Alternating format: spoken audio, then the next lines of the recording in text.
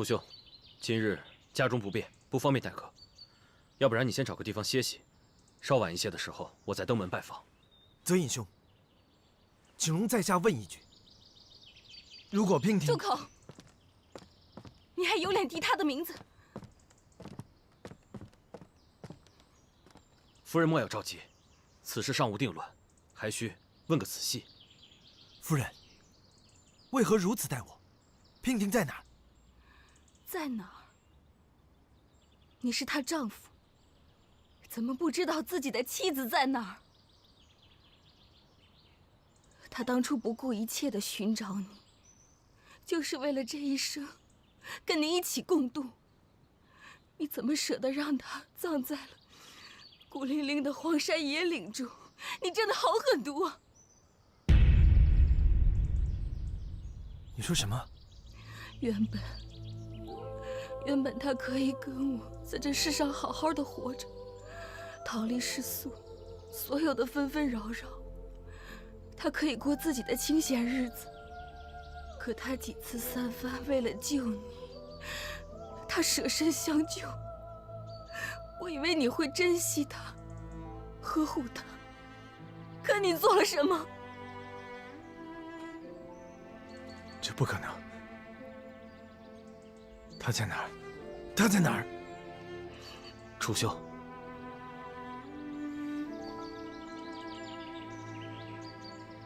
我知道，白娉婷怨我、恨我，不愿见我，想要罚我、打我、骂我，我楚北街都认。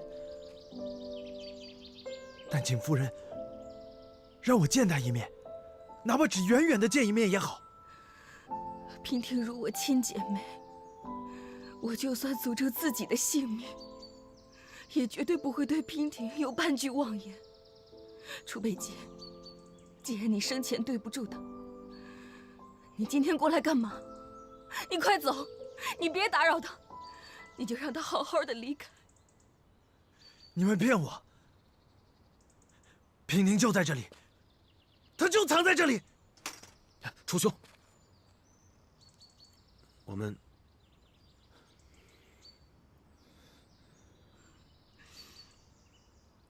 在松森山脉找到了白姑娘的尸骨，还有她一直佩戴的夜明玉簪。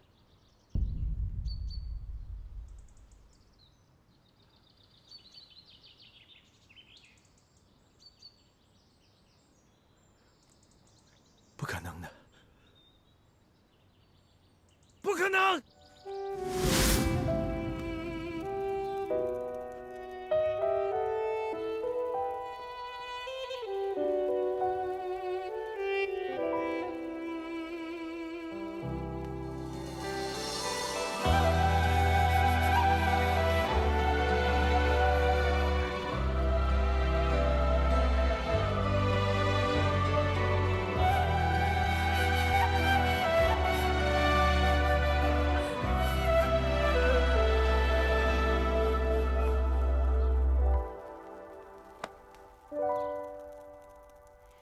白姑娘遭人毒手，死状凄惨，泽隐尚不忍直视。她不会希望你看见的。我不知道这些年来，他一个人受了多少伤，遭了多少罪。他走的时候，满心期许。若他不是太绝望、太伤心，怎么会千里迢迢的过来找我？楚北街，他到底被你伤了多少，负了多少？我不许你碰他，他不想见到你。夫人，夫人情绪不稳，家中实在不便待客，楚兄请回吧。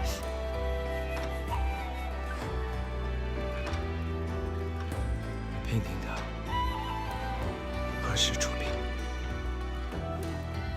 ？7日之后。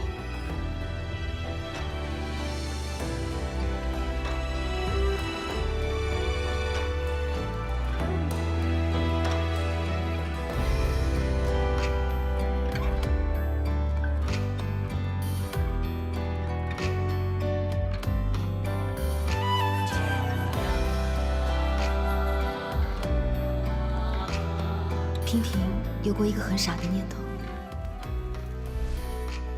有多傻？傻到希望王爷对我，不管世事百转千回，都离不开初衷。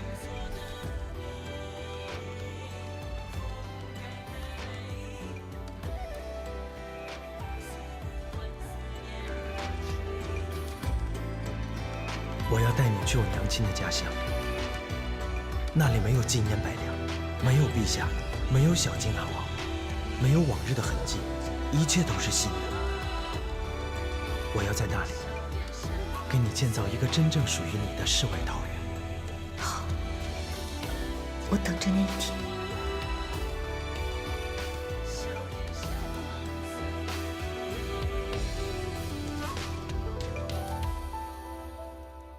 我想为你寻一处墓地，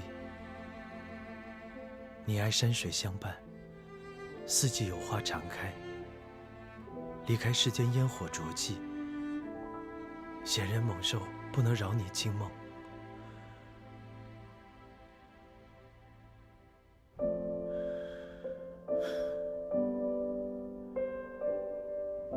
他这辈子流离失所，我想让他好好休息。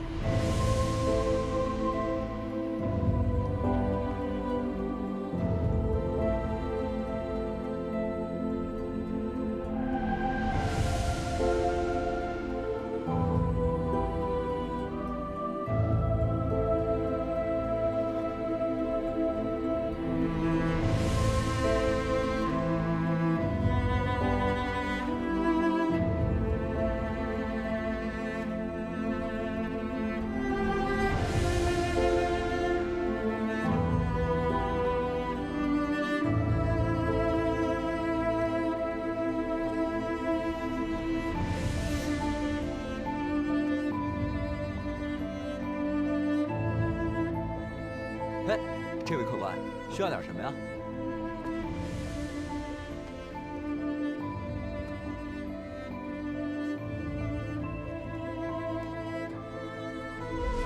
王爷，若是在回来的途中遇到卖鞋的地方，为娉婷带一双鞋吧。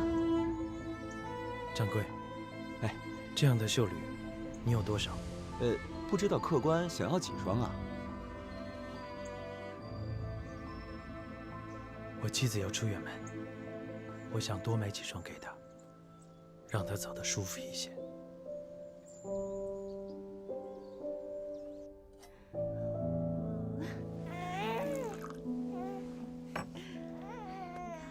爹爹娘亲在吃饭呢。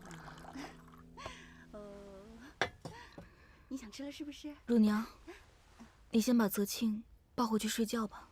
是夫人。走喽，我们回房啦。走。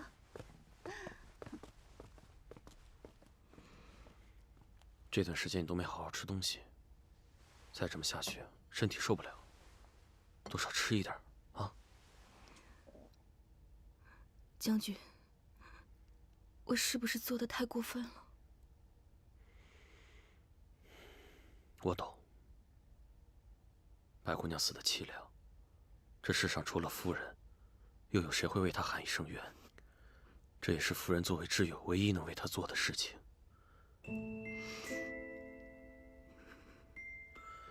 但是作为一个男人，楚北洁的痛苦我也看得非常清楚。他们两个人爱得太不容易，而且我觉得他已经尽力了。我这么说不是劝夫人原谅楚北洁，而是因为事已至此，恐怕他的下半辈子都会在悔恨当中度过。夫人就别再咄咄逼人了，啊！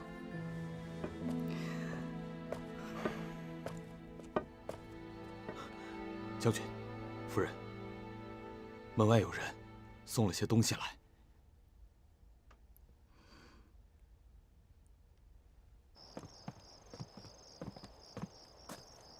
小人是城里香烛坊的老板，今天有客官订了800对蜡烛，让我送到府上来。另外客官让我给夫人带句话，烦请夫人在日落之后点燃这些蜡烛，让蜡烛为逝去的人照亮归家的路。一定是他。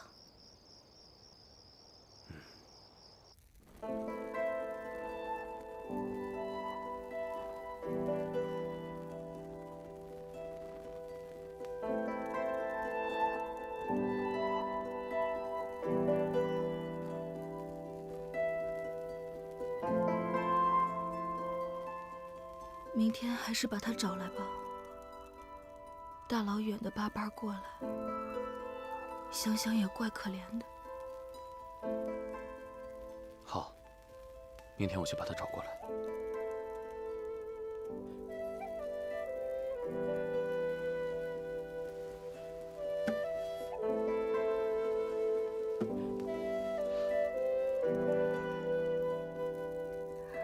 娉婷，你跟我以情结缘。自从我嫁到大梁以后，你有数年没有听到我的琴声。今夜夜色烛光甚美，我与夫君给你弹曲安魂。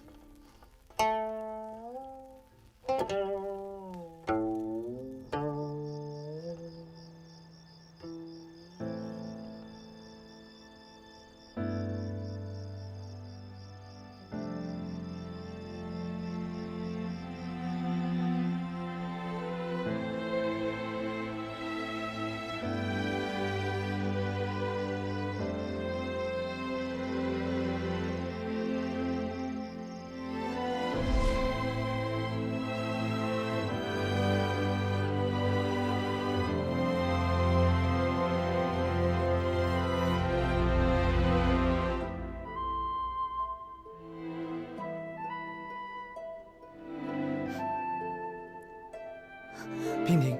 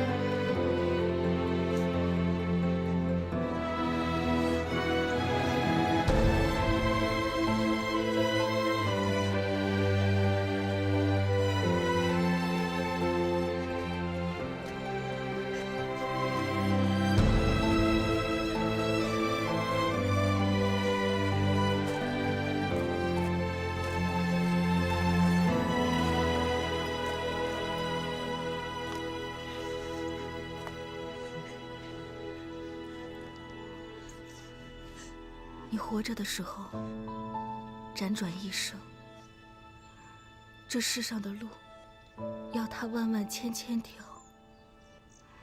娉婷啊，娉婷，要记得回家的路，不要去了以后，觉得无家可归。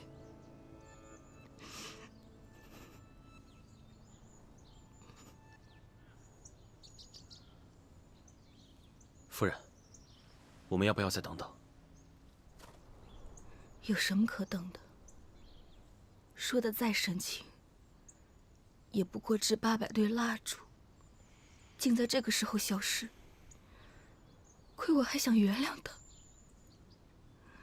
夫君，我们送娉婷上路吧，别耽误了时辰。好。上将军，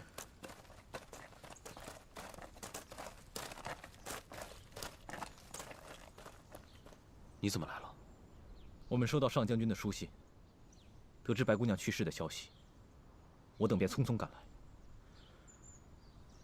晋梁大战，如若没有白姑娘相助，这满街的兄弟，恐怕早已成为孤魂野鬼。只是没想到，我们大恩还没报，白姑娘就已经……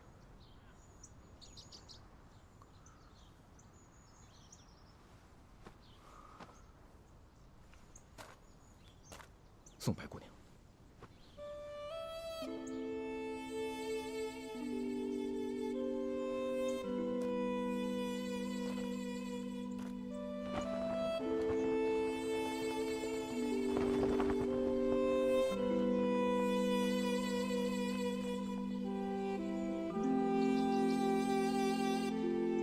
送白姑娘，送白姑娘。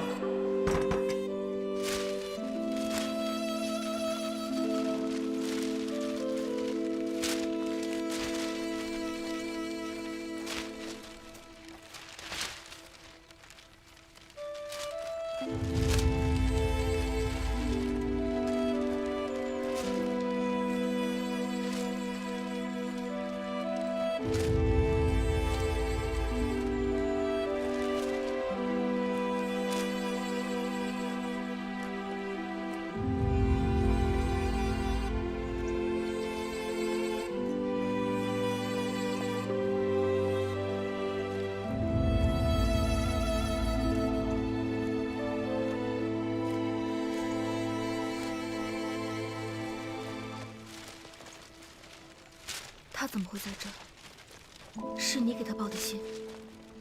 我没有给他送过信。东山别院，生死相依，莫不敢忘。主默然，为王妃送行，为王妃送行。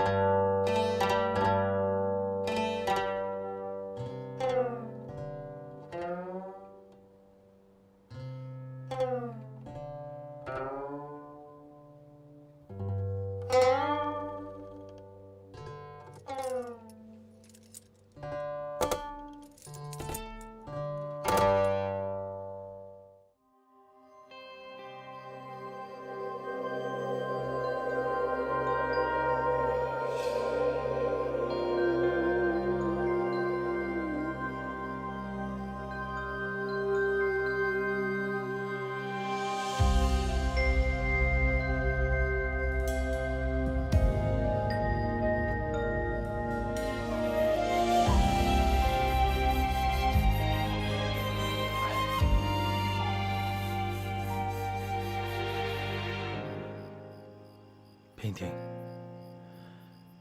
那天在回来的路上，本来想给你买一双绣履，想你肯定会喜欢，可没想到，竟然丢在半路上。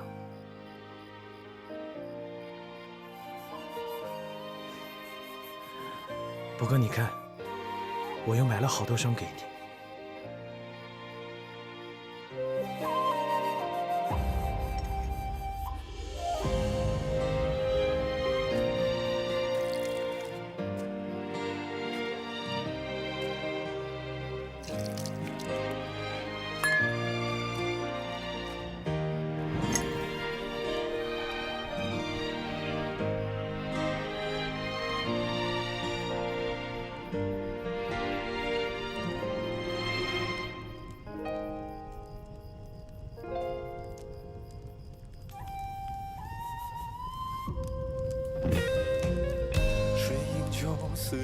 只是再多的绣履，却不能把你带回我的身边。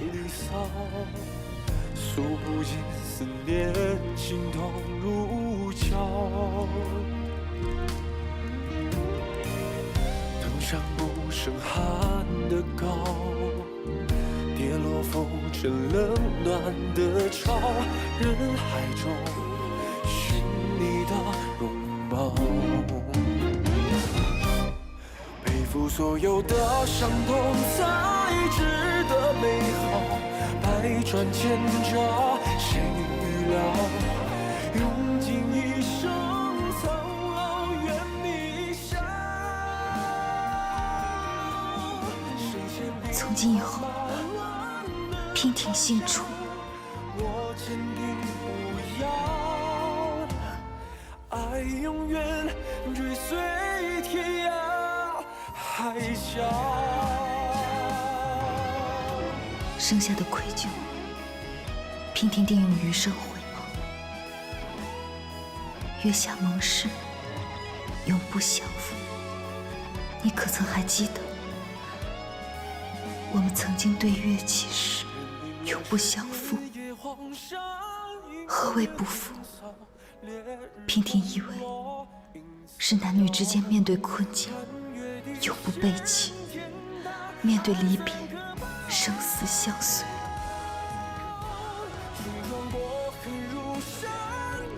娉婷，娉婷，我用梦相扶厮守。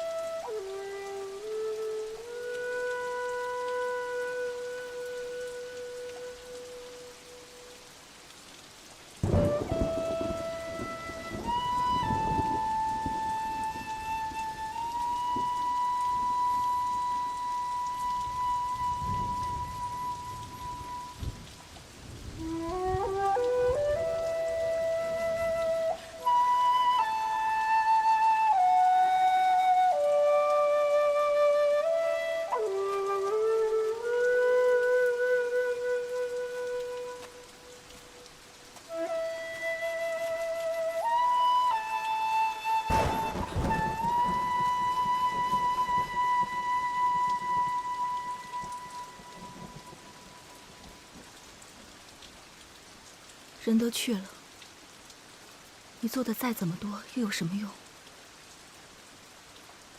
山雨寒凉，你快回去吧。你要是病了，娉婷该舍不得了。我曾经梦想过无数未来我与他一起的场景。我耕田打猎，他写字念书，还有很多孩子。我们有很多事没有做，很多话没有说。你说的对，现在做什么都没用了。没有了他，梦碎了。真不知道你们之间发生了什么事。既然如此相爱，怎么会变成这样？何至于此？生当复来归，思来长相思。杨凤，你就让我在这里多陪陪他，承受思念一生的蚀骨之痛。这是我现在唯一能为他做的事了。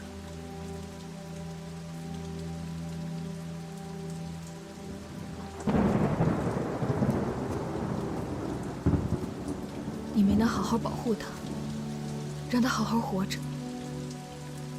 这件事情，我永远恨在心里。但我相信你做的，你说的。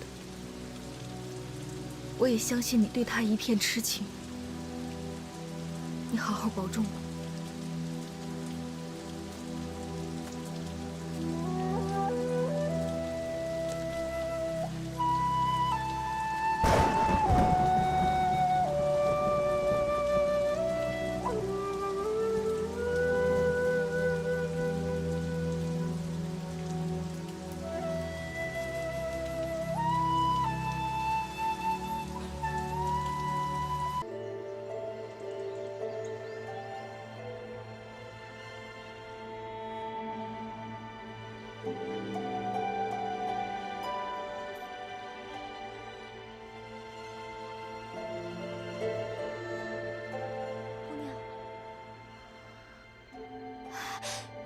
你醒了，姑娘。阿汉，阿汉，快来啊！哎，姑娘醒了，快来。啊，姑娘醒了。对啊，快看。姑娘，姑娘，还认得我吗？我是阿汉呐。阿汉大哥。哎呦，还认得，还认得，认得就好，认得就好。姑娘，早知道我就该拦住你，不该让你上山。你说这山上多危险呢。可是，我记得我上了山。反正啊，我上山的时候，我远远就看见那个早就不知道废弃了多久的关卡那边燃了烟火，我就觉得奇怪啊，我朝那边过去了，就发现你晕在那儿了。你说你也是要当娘的人，怎么把自己弄成这样啊？是你们救了我。哎呦，没事没事，没事就好。姑娘，只要你没事就好啊。你不知道，你都已经躺了10天了，总算是醒过来了。是啊。哎呀，姑娘你别动。你慢点。躺了10天，见到我妹妹了吗？我上山采药的时候啊，我就看到你一个人晕在那儿，就把你带回来了，也没见到你妹子啊。醉君，姑娘，你别着急，别着急。对呀，姑娘，我们请郎中给你看过了，你和孩子现在都还有危险。郎中开了几副药，嘱咐你一定要好好静养，千万不能下床走动。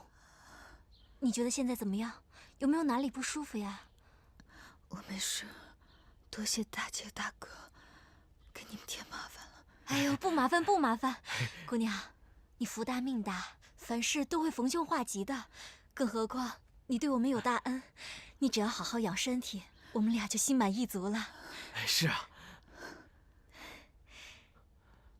对了，药熬好了吧？哦，对了，我去看看药去啊！快去快去！姑娘，你好好躺着，我去忙活了。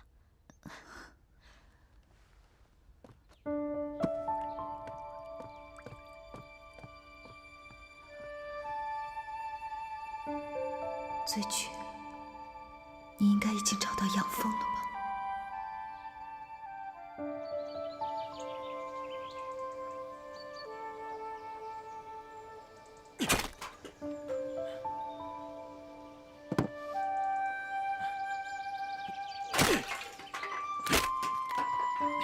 阿汉大哥，白姑娘，你下床干嘛呀？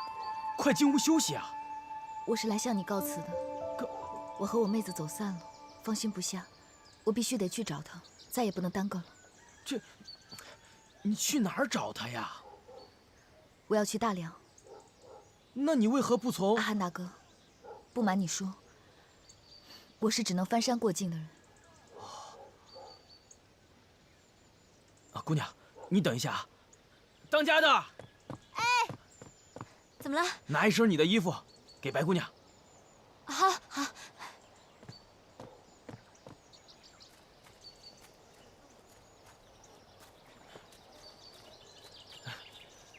白姑娘，我是边民，可以去大梁通商。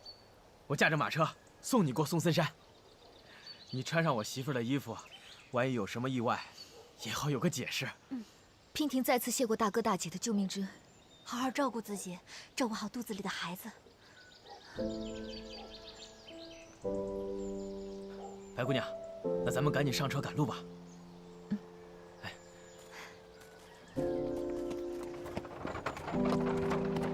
擦干净点。鬼呀！鬼呀！鬼！大白天的，你胡说什么你？白姑娘，怎么吓得话都说不清楚了？你快起来，起来！见鬼了！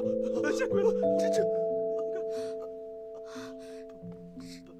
真的是白姑娘。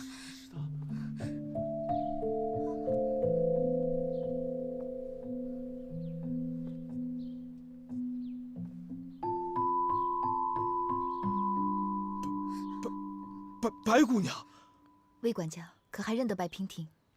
啊，魏婷自然认得。敢问姑娘从哪里来啊？我自白兰翻越松森山而来，本来早该到了，但路上遇到意外，耽搁了一些时日。只是不知这府中众人为何见到我如此害怕。啊，白姑娘恕罪，这其中恐怕有些误会。哦，白姑娘，请先在此休息，我这就去通传将军跟夫人。倘若知道你还活着，不知该有多高兴。还活着？哦，说来话长。传喜，传喜，快给白姑娘奉茶。我去就来。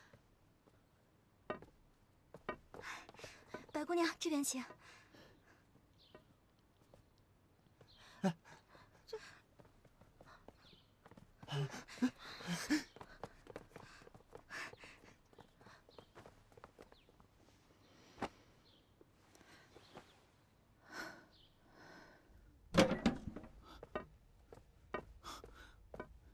禀报将军和夫人，白娉婷登门拜访。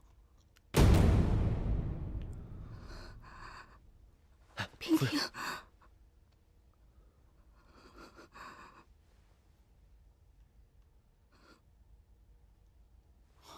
白姑娘，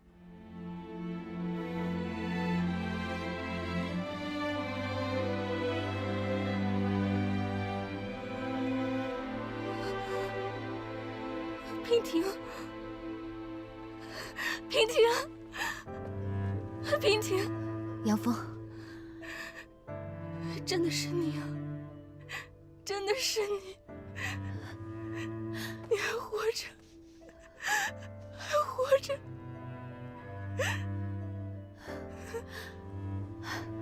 我还活着呢。你们一定是找不到我，以为我死了吧？难怪刚刚传喜他们一见到我就一脸的古怪。哎，醉菊呢？赶紧把他叫出来吧。他怕是见不到我，也一直在担心。见到我能好一点。啊？醉菊，醉菊是谁啊？醉菊没来找你们吗？不对啊，如果醉菊没有来找你们，你们是怎么上山找我的？发现我不在，然后以为我死了的呢？白姑娘，我们的人在山上发现了被狼群撕咬的尸体，还有女人的衣服，里面有你的一只玉簪。醉菊，答应我，一定要活着，活着替我好好照顾她。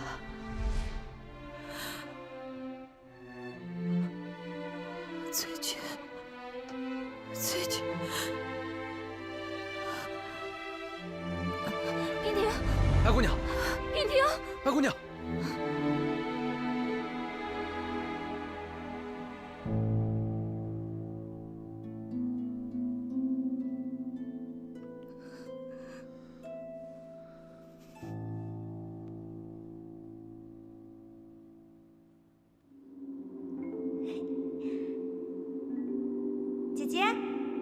快点好起来吧。姐姐，你快点好起来。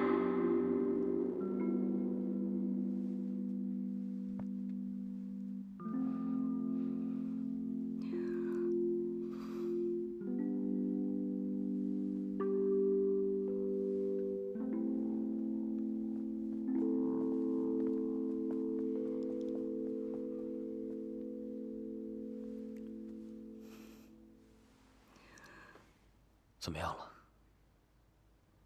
一直在做梦。刚开始见面的时候，还好好的。别担心，因为失了真，所以才会睡得如此沉。医者说了，若是能让他睡到明天上午才好呢。可是医者说，他的胎儿还不稳定。真不敢想象，像她这般柔弱的女子，怀着孕，一路孤身一人走过来，从重重关卡之中逃离出来。真不知道她吃了多少苦，遇到了多少危险。你要相信她，她不是别人，而是名传天下的白娉婷。当年夫人你为她感到骄傲，她自己又何尝不是呢？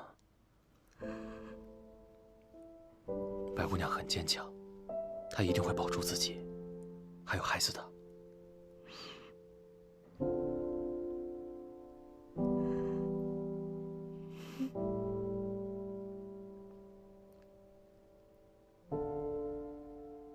对了，这件事情要不要告诉楚北洁？她还一直守在白姑娘的墓前。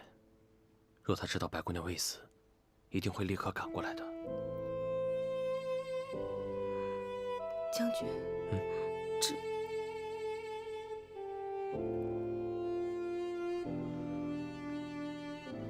也罢，要不然就等白姑娘醒了以后，让她自己做决定吧。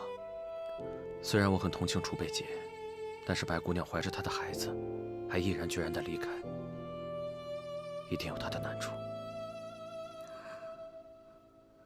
将军说的是。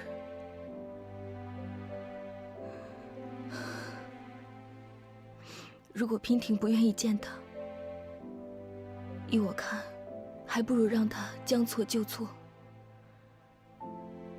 现在大家都觉得娉婷已去，就让他清清静静的过自己的日子吧。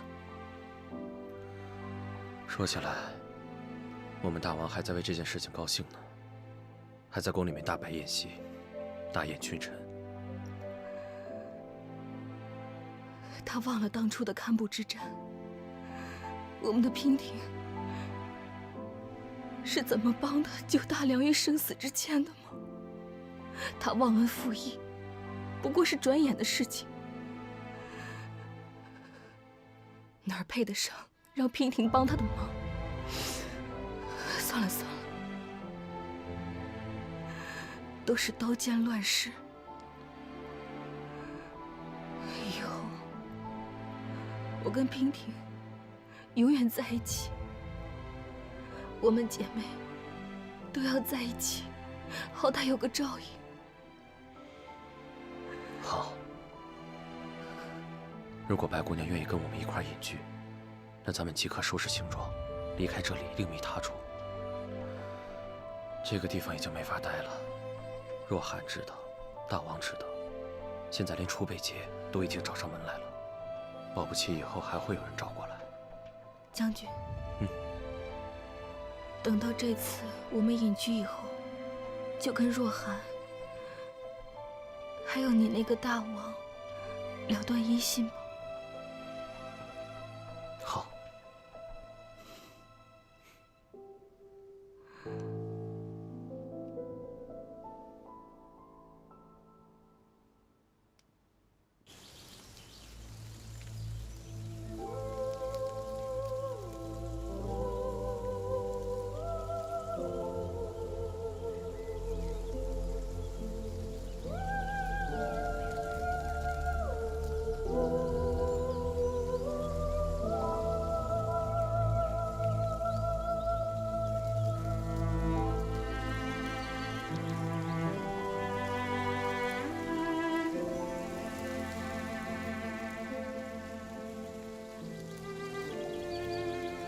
北姐，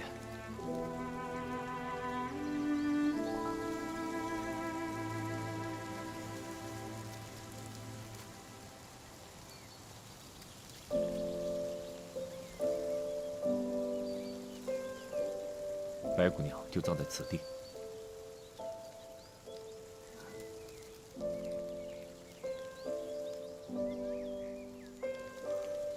你怪本王？陛下，我们换个地方说话。当年晋良在堪布大战时，我们竟从这条索道掉到万丈深渊。所有人都以为我们必死无疑，但没想到，我们捡回了性命。早知会有今日之痛，我和娉婷就该携手离去，岂不逍遥快活？娉婷的事情，本王已经知道了，是本王错怪了她。本王已经给她证明，临行之前，本王还封她为秦仙，让她位居大晋的神位，永享香火。如果她在天有灵，就再也不会觉得委屈了。陛下，人都已经不在了，神位又有什么用？这样高居在神龛之上，娉婷得有多寂寞？本王也很后悔。如果有她在，陛下，北捷这一次真的要走了，请陛下保重。北捷，北捷，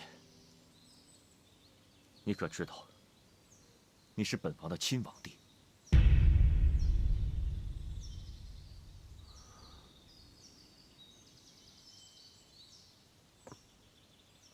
王弟，跟本王回宫吧。陛下，你在说什么？你糊涂了吗？本王清醒得很。本王只怕这个秘密再不告诉你，就会永远的失去你。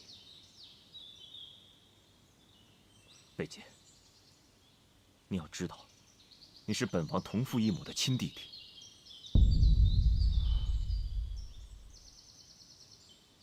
你的身上流着司马家的血。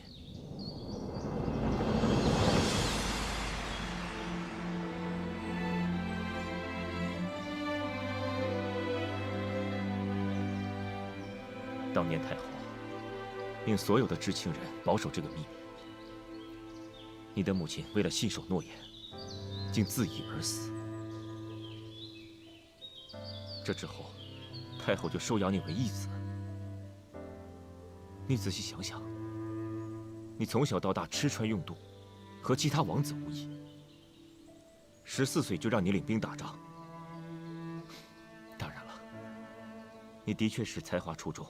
出类拔萃，但是，如果你不是司马家的孩子，大晋王室又怎么会顺理成章的信任于你？军师命脉又怎么会轻而易举的交到你手上？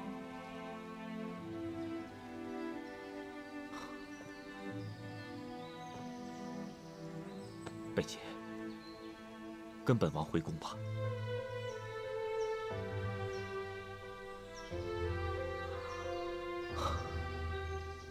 本王大限将至，时日不多了。司马家不能绝了血脉，本王要把王位传给你。王位？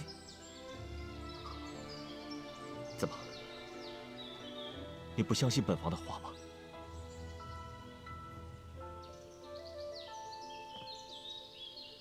陛下。事到如今，相不相信又如何？为了个王位，你争我夺，尔虞我诈，到头来却牺牲了自己所爱的人，值得吗？北捷只想问你一句话：为了王位，这么多年，你得到了什么？失去了什么？本王生下来就是头上戴着王冠，脚下踩着江山，本王什么都不缺。本王现在命你跟本王回宫。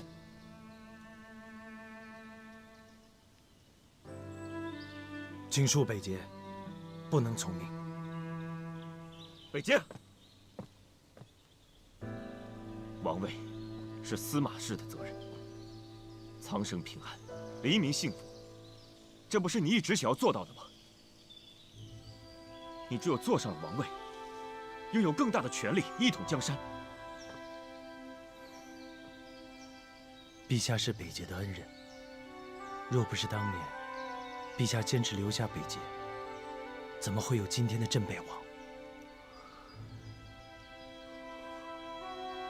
这些年，陛下与北捷共同进退，北捷的心中也一直把你当成我亲哥哥。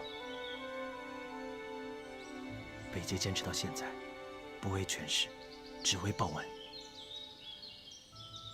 但这些年来，兄长的变化，北捷看在眼里，痛在心里。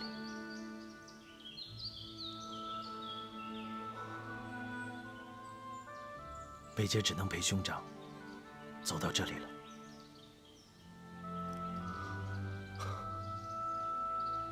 本王知道你累了，想要过一段平平静静的日子。魏兄答应你，只要本王多活一天，就会努力支撑大锦江山一天。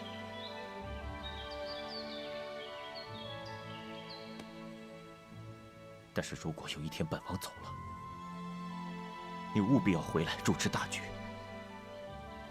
传承司马家的血脉。北捷，本王给你2年时间够吗？本王会再努力多活2年，等你回来。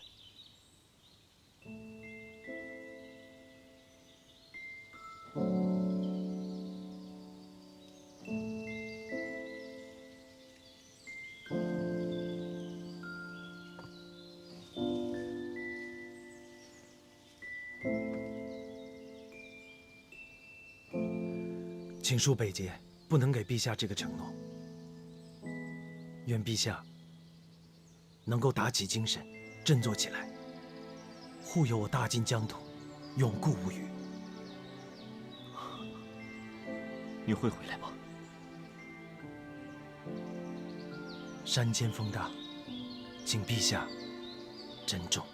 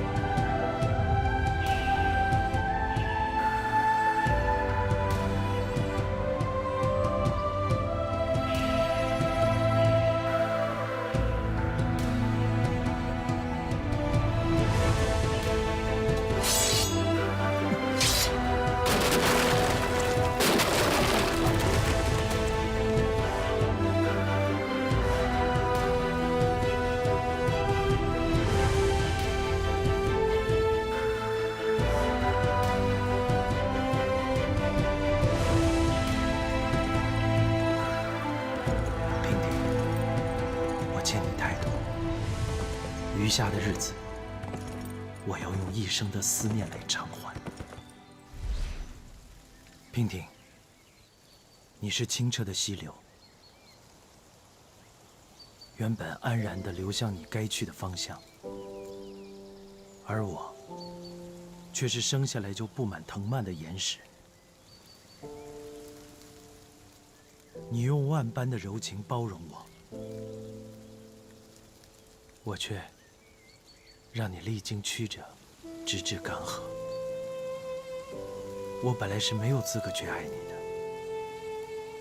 今天，我斩断了身上连接血脉的枷锁，我不再是从前的我了。你现在让我做什么，我都可以做。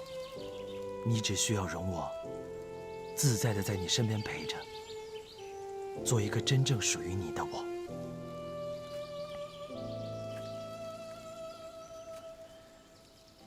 你还记得吗？我们大晋男子，若是喜欢一个女子，会连续3天为她守夜。那3夜，我已经许下了一生的承诺。你活着，我与你携手共度；你去了，我守你的尸首终老。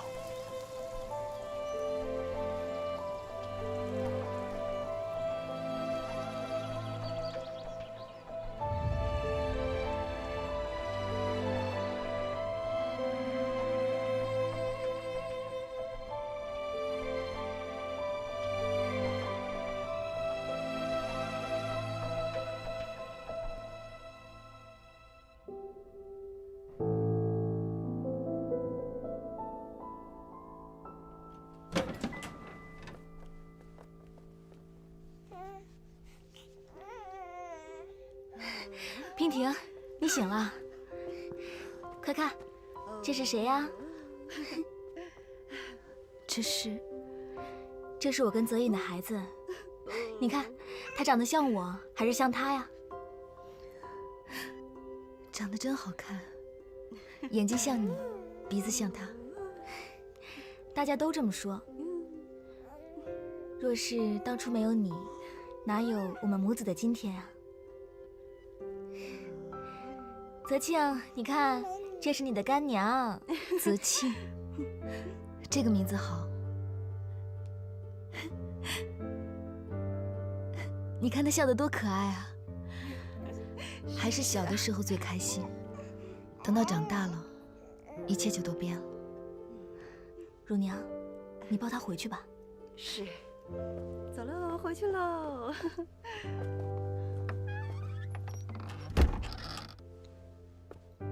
娉婷啊，人世沧桑，有些事情不经历，绝难猜想出来。但还好，我们两个好好的，有了彼此，有了孩子们。过去的事情就让它过去吧，日子还得过呀。你要看开。醉菊葬在哪儿？娉婷。醉菊到底是谁啊？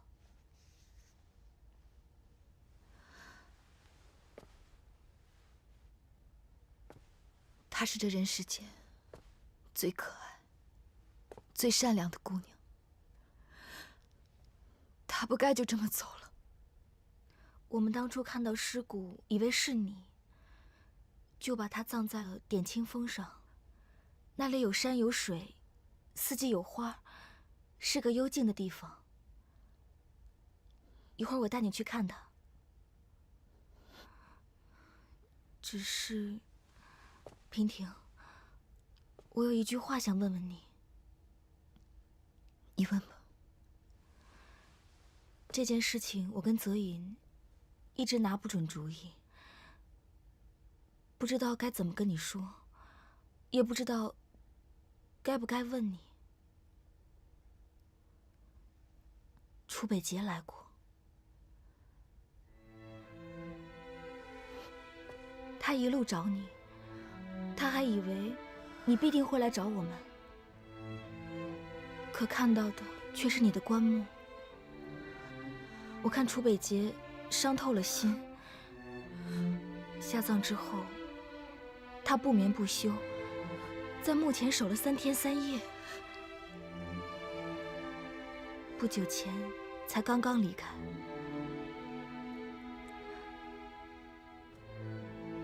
娉婷，你打算怎么办？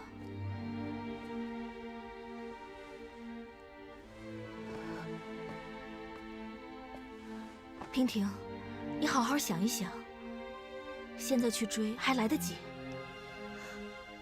不要，你们一定都以为是他负了我吧？难道不是吗？是我害他太深，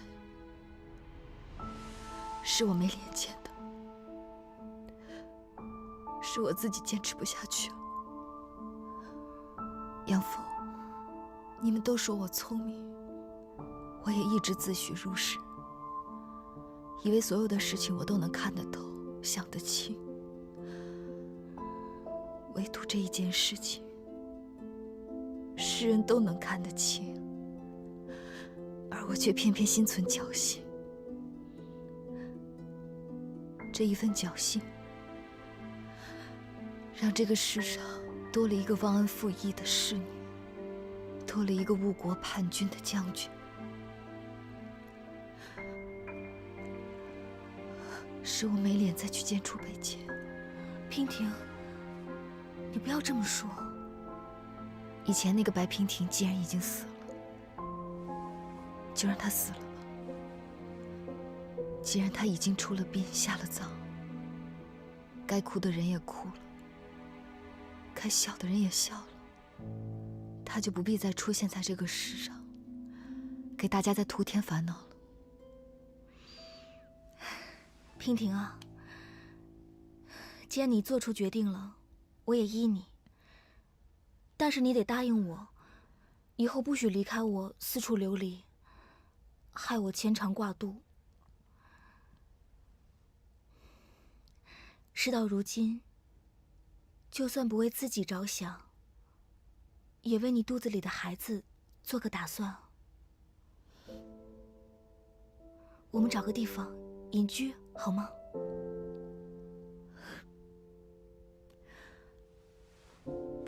隐居怕是很难啊。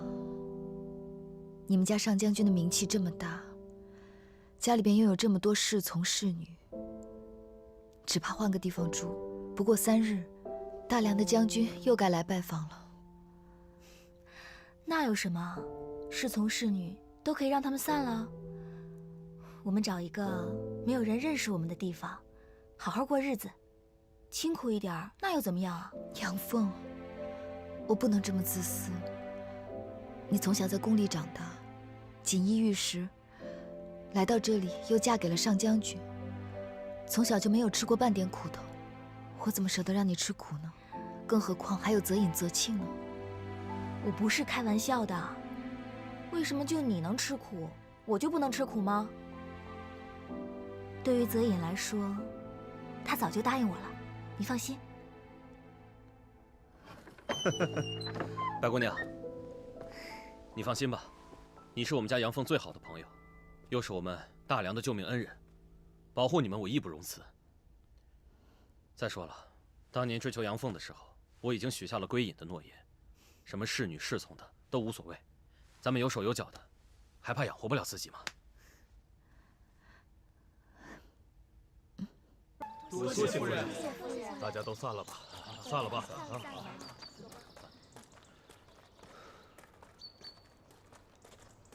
如今事情已经安排好了，万事已经周全，我们现在需要找一个妥当的隐居地才行。我倒是想起了一个地方，就在松森山脉的另一旁，是一个宁静的小村庄。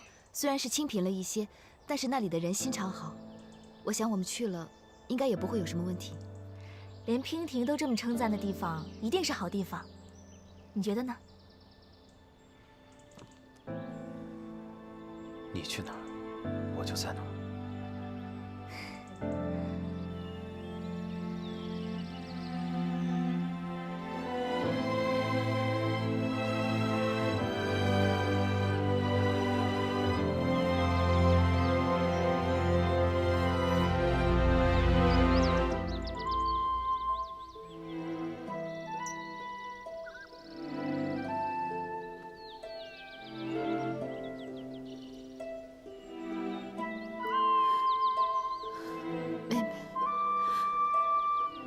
是我跟你提起过的杨凤姐姐了。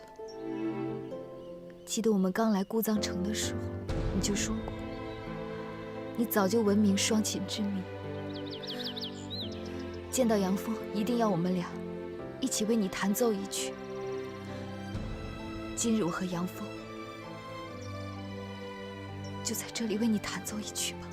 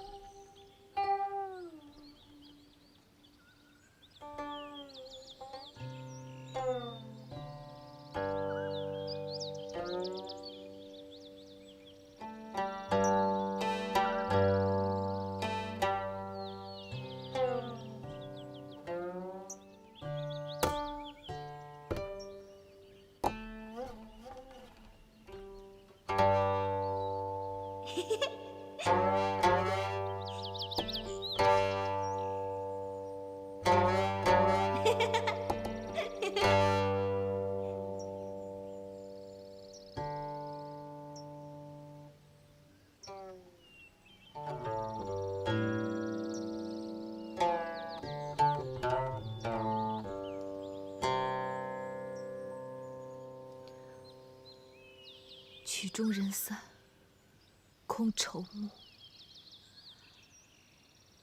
黄土一抔，埋知音。杨峰，如今醉局已去，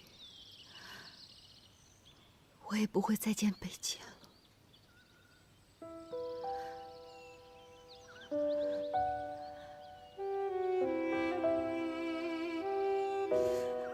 这情以后我再也不想谈了。